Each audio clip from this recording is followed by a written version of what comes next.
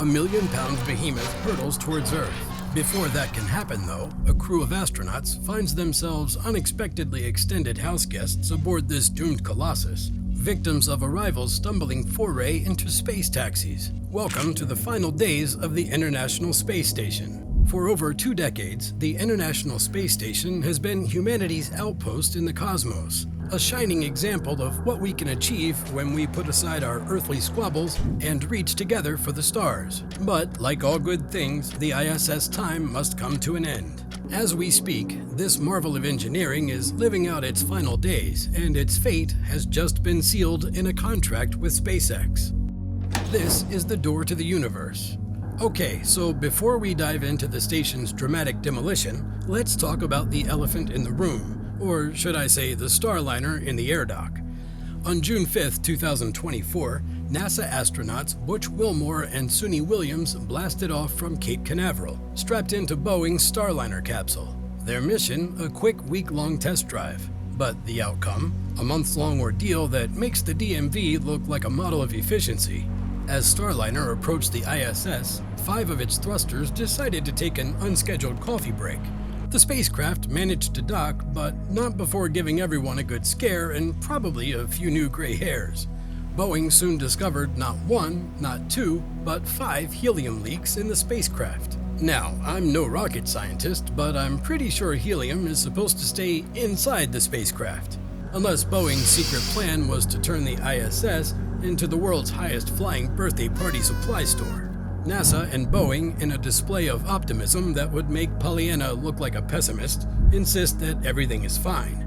They're not using words like stranded or stuck. Oh no, the astronauts are simply enjoying an extended stay in their celestial Airbnb, complete with unparalleled earthly views and the exciting chance to participate in bonus science experiments. Mark Nappy, Boeing's vice president for its commercial crew program, even went so far as to say, "We're not stuck on ISS," which technically is true.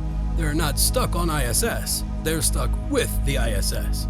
Meanwhile, SpaceX, Boeing's rival in the commercial crew program, has been shuttling astronauts to and from the ISS with the regularity of a cosmic Uber service. They've completed 8 crewed missions while Boeing is still trying to figure out how to keep its gases in check. The contrast is stark. SpaceX's success makes Boeing's struggles look like a middle school science project gone wrong. While Boeing was busy turning a routine taxi ride into an interstellar soap opera, SpaceX was quietly securing a contract to give the ISS its final curtain call. NASA has awarded Elon Musk's company up to $843 million to design and build a spacecraft that will guide the ISS to a watery grave in the South Pacific Ocean. But who else could pull this off, right? It has Elon Musk written all over it. The plan is audacious. SpaceX will create a vehicle capable of latching onto the ISS, a structure roughly the size of a football field and weighing about 450 tons, and gently nudge it towards Earth like trying to parallel park a skyscraper. This cosmic cannonball is scheduled for January 2031. The target is Point Nemo, the most remote location on Earth, affectionately known as Spacecraft Graveyard. But the space community's reaction has been mixed.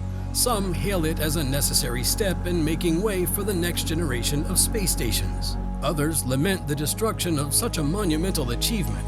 Rick Tumlinson, a space entrepreneur, dramatically declared that dumping the ISS would be the worst public relations disaster in NASA's history. Although, given some of NASA's past PR snafus, that's a pretty high bar to clear. So you're probably wondering, why are we trashing this perfectly good space station? Well, first of all, ISS is old. Not fine wine old, more like weeks-old takeout old. Some of its modules have been floating up there since 1998, which in space terms is ancient. While NASA and its partners have done an admirable job keeping the station running, it's definitely showing its age. Systems are failing more frequently, and maintenance is becoming more challenging and too expensive. The ISS costs NASA alone about $3 billion a year to operate.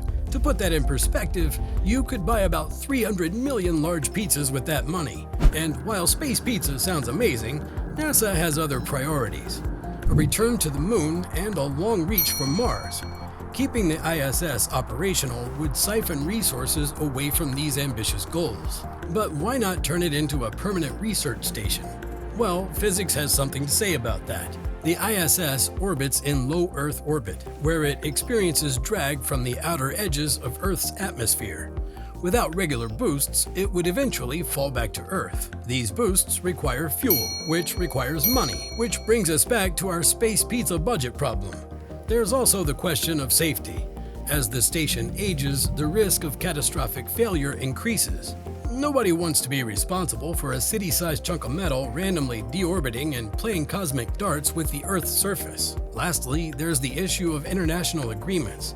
The ISS is a joint project involving 5 space agencies, and they've all agreed on an end date. Extending its life would require new negotiations, new funding, and probably a lot of cosmic red tape. So while it might seem wasteful to discard such an impressive piece of engineering, it's actually a very complex, deeply considered decision agreed upon by a lot of very smart people.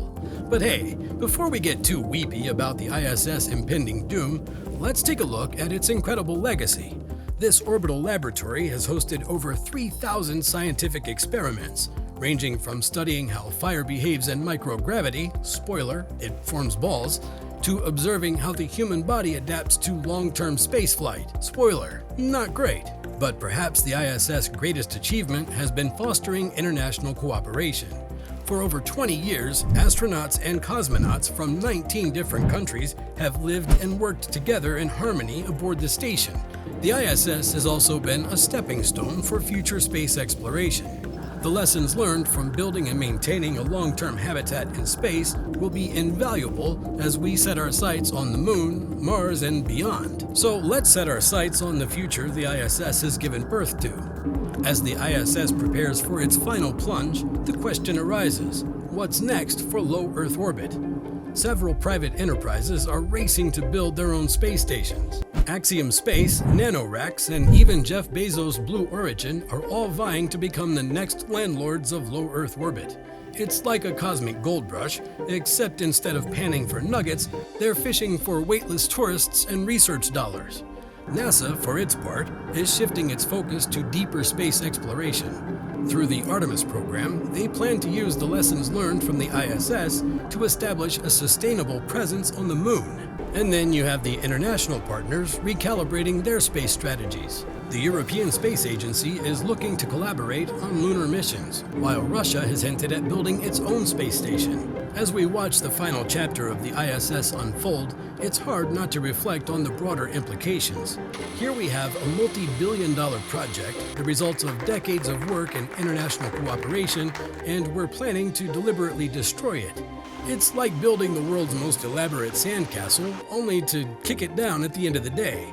But perhaps that's the nature of progress. The ISS, magnificent as it is, was built with the technology and knowledge of the 1990s and early 2000s. And since it is becoming difficult and costly to maintain, seems like this is one of those times you need to clear the old to make way for the new. It's a poignant reminder of the cycle of innovation and obsolescence played out on a cosmic scale. Today's cutting-edge marvel is tomorrow's space junk, but in that destruction lies the seeds of future progress. The end of the ISS isn't just an ending, it's the beginning of the next era of space exploration. From Boeing Starliner struggles to SpaceX's deorbit contract, from the station's incredible scientific legacy to the rise of commercial space, the story of the ISS embodies both the challenges and the boundless potential of our cosmic endeavors. In the end, the ISS's greatest legacy might not be the experiments conducted within its modules or the technology developed to keep it aloft. Instead, it could be the inspiration it provided, the proof that with vision, determination, and collaboration, humanity can achieve the seemingly impossible, even if we do occasionally have to deal with leaky spaceships and cosmic belly flops along the way. The universe is full of surprises, and we're here to unpack them for you. Like, share, and subscribe so you don't miss another video. And who knows, maybe by the time we post our next video, Boeing might have finally figured out how to keep their gases in check. Stay curious, stay informed, and keep looking up.